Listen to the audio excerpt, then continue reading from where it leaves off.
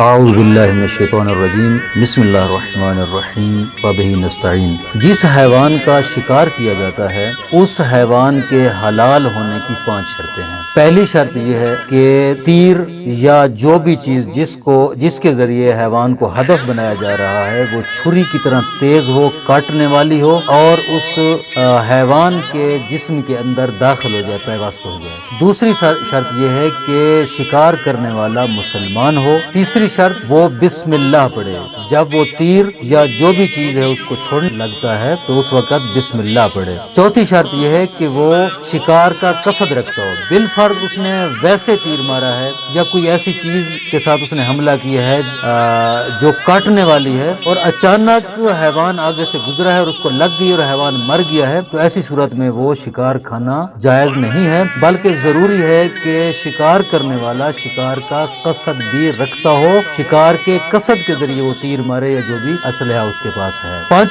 پانچویں شرط یہ ہے کہ جب شکاری شکار پر پہنچے تو وہ شکار مر چکا ہو یا اگر زندہ ہو تو اتنی فرصت اس کے پاس نہ ہو کہ وہ اس کو ذبح کر سکے۔ اگر اتنی فرصت موجود ہو کہ وہ اس کو ذبح کر سکتا ہو تو ضروری ہے کہ وہ ذبح کرے۔ اگر بالفرض وہ شکار پر پہنچا ہے، شکار ابھی تک زندہ تھا، اس کے پاس فرصت بھی تھی، اس نے جان بوجھ کر اس کو ذبح نہیں کیا اور وہ مر گیا ہے، تو وہ شکار کھانا جائز نہیں ہے، حلال نہیں ہے، بلکہ وہ حرام ہے۔ السلام علیکم ورحمۃ اللہ وبرکاتہ۔